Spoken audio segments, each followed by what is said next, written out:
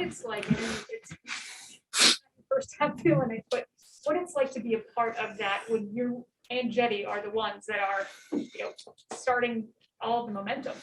Yeah, I mean, I think Cedi had told you after the game that the fans when when we get on a run like that, it's just like contagious, infectious, like whatever you want to call it. We feed off that so much, and it's so fun. In moments like that, like it can be anybody. Cedi's had a number of times like that throughout the season, myself included, just our team going on massive runs. But in the way that we came back tonight after, not playing a great first half, that was a lot of fun. That felt like Cavs basketball, even with DG out, with Lowry out. We just had to find a way coming back home to pick it back up. And it was, amazing thing to see how we were sharing the basketball. And it was just, kind of free flowing, us playing together and just us, dictating, everything we did on the offensive end was, predicated by getting stops on the defensive end. I thought we did a great job. At one point, I think I literally lost track of the amount of points that you and Cedi were just. So, by the way, so did we. Yeah, no. And when we were saying, like, when Coach Carlisle called the timeout, we're like, man, thank God.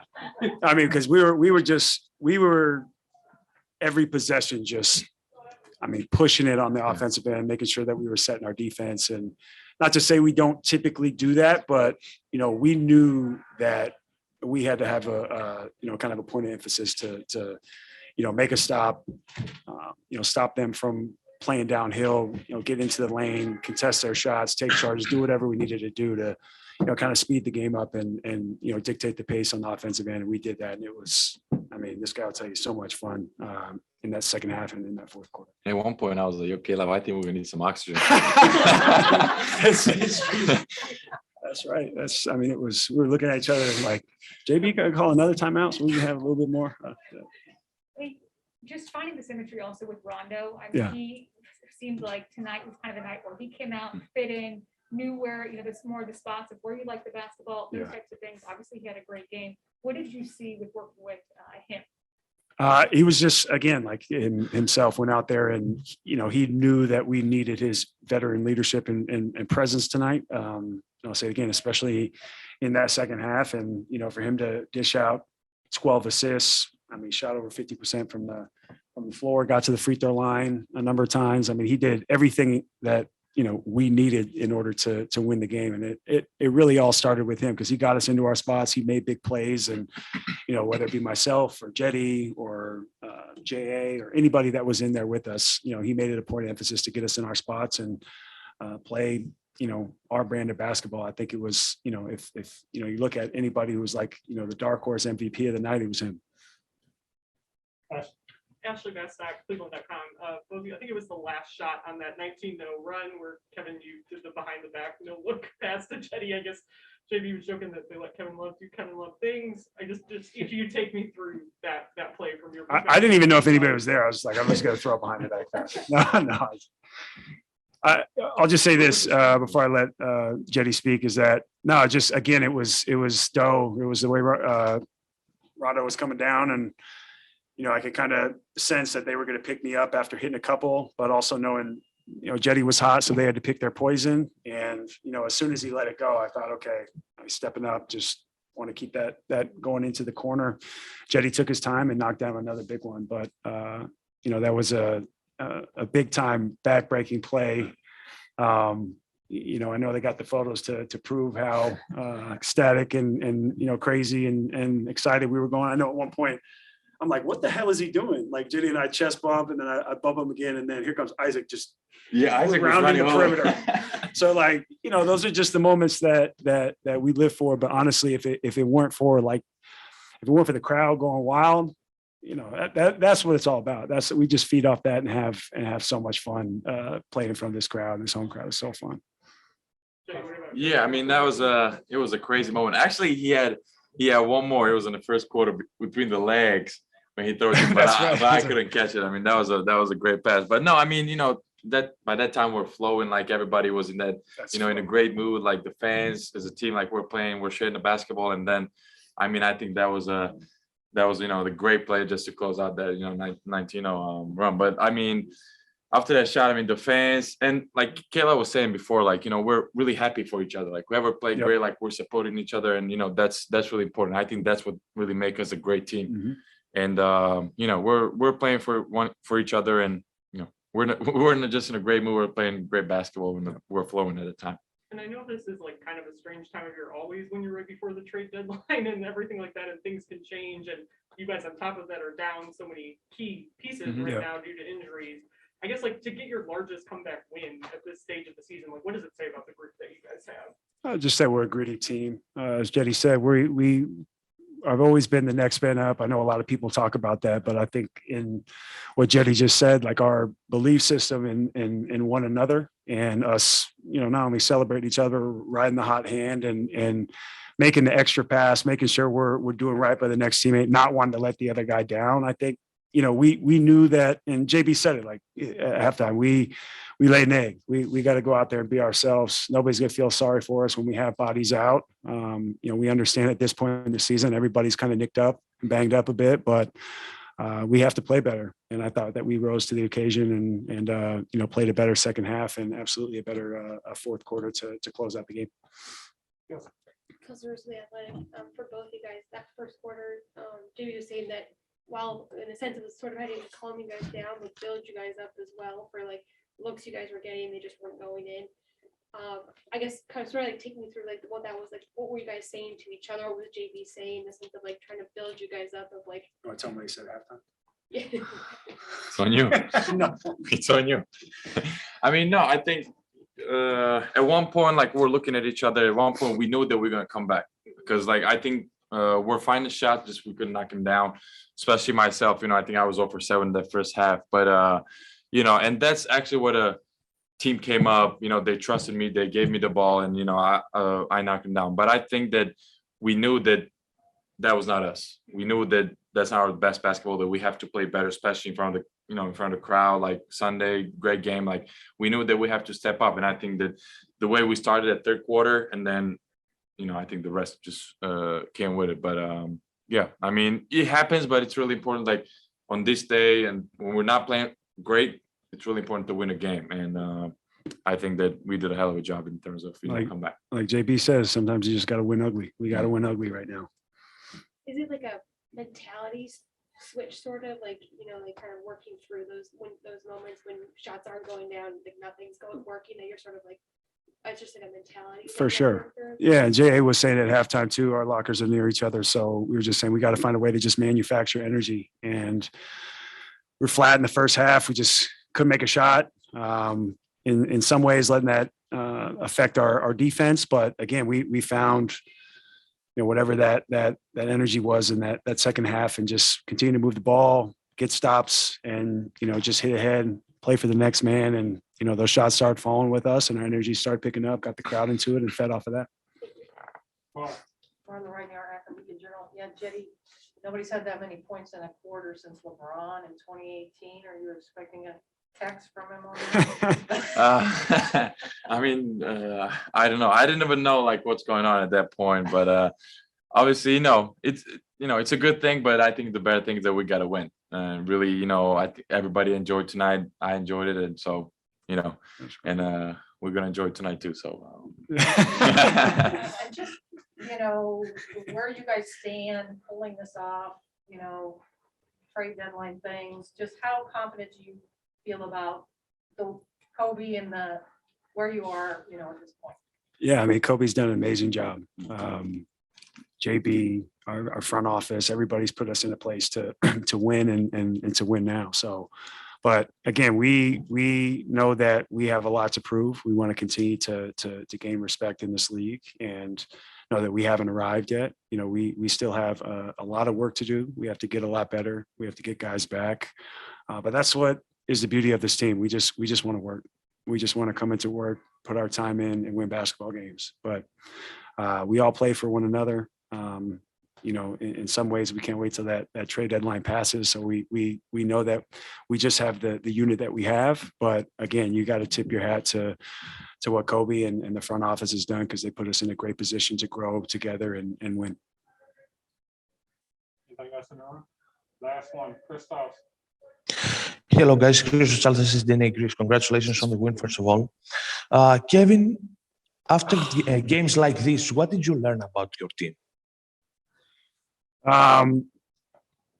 Just that, we continue to be resilient. There's been games where, we've had uncharacteristic losses or halves or quarters, but, we never let that, deter us from our goal. And that's to, win basketball games, stay present and understand whatever happened, good or bad, we just have to, have a quick memory and leave it behind us. And I feel like we're that type of a team. I always talk about our belief system.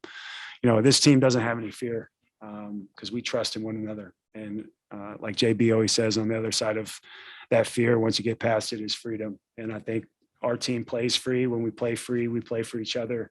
We give ourselves a chance to win every single night because we play extremely hard, we defend, and we let it ride on the offensive end. So I think it's a beautiful brand of basketball. And again, we just want to continue to grow together and play with one another. And for you, Cedi, the confidence that your teammates and the coaching staff have to you, what it means for you about your game? I mean, obviously, it's very important, and not just today. I think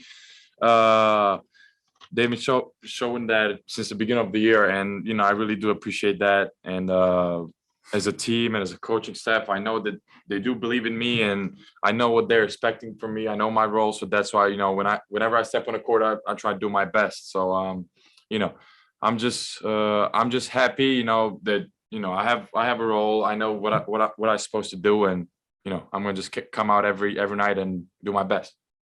Thank you very much, both of you. Thank you. All right. Thank you. I wish that was. Dakota. I said Chelsea. And Sharon said Savannah. And I said Savannah. I always sit They're here. all wearing coats because they don't know. It's freezing in They here. always sit in the same spots mostly. I know that's what I said. I'm a creature of Sharon wasn't habit. critically So you lost them at a shroom last No, night. I wrote. Oh. I guess we do look kind of similar. Oh, yeah, I know, I'm saying. That's right. Anyways. Yeah. We're good? Sorry. Sorry to work your spelling course. Coach, your biggest comeback win of the season, down by as many as 20, I mean, shooting 17% in the first quarter. How did you guys pull this one out? We just stayed with it. We knew we were better than that. The shots we were getting, we were missing layups and wide open threes. So we knew we just stayed with it. Eventually, our skill set would take over and we'd make those shots. But we got to give a ton of credit to our defense. You think about holding the team to 20, 21, and 17. While things are ugly, we gave ourselves a chance because of our defense. What's the energy like in the arena in the fourth quarter when Cedi and Kevin are going off and it seems like nobody can miss? It's electric. Our fans are awesome. There's that symmetry with our fans' energy and our guys' energy and that connectedness. And our guys feed off of it. And you feel the crowd feeding off our guys' energy. So, that's what we wanted to do this year. No matter, what we were building or how we were stepping, we wanted to find that relationship with our fans and find that energy together. One of Rondo's best games that he's had with you guys in terms of distributing, scoring, really doing it all out there. Where do you feel like he started to, fit in this game? I thought he was really aggressive. He knew, that we were a little down. And I thought he, understood the moment that we needed that spark. And I thought he did a great job of doing that for us tonight. Did you lose your voice trying to talk over the fans tonight? This is a carryover from the other night. Thanks. Ashley Bickerstaff, Cleveland.com. You kind of touched on it there, but in the first half or so, first quarter especially, were you liking the looks you guys were getting? They just weren't falling for whatever reason. Yeah, we got layups, and we were missing layups to start with and wide open threes. So, as long as we generate those, you'll live with it. But again, the fact that we didn't cave, speaks to the character of our group, and they just stuck with it, and we were able to find a way. And I think in the second quarter, you guys started, converting turnovers into points. I guess just how much of a factor or a key piece is that in your offense at this stage of the year?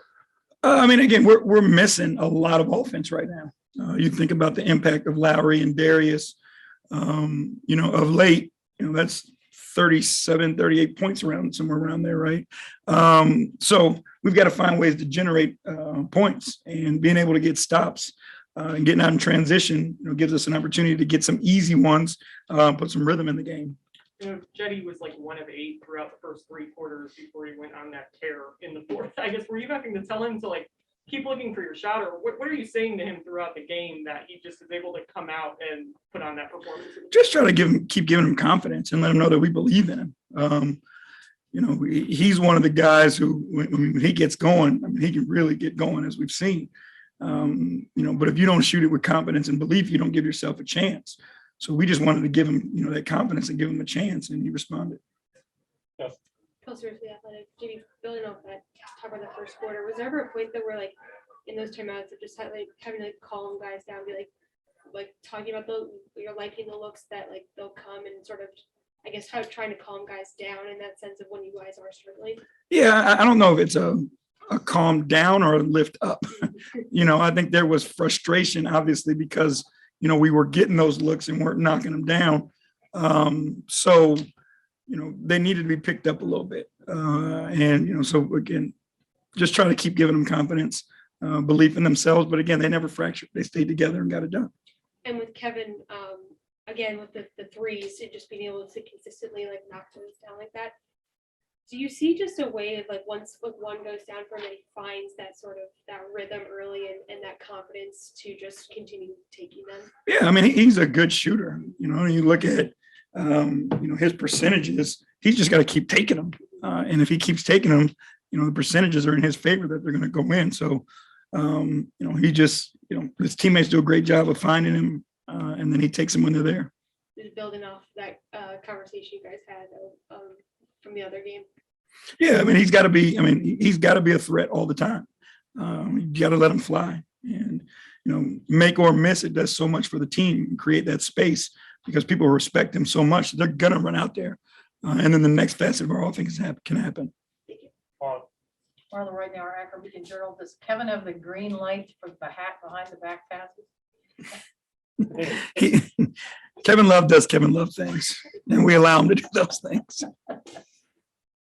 And I assume you can't talk about the news of the Right. day, but just how do you feel about this team with,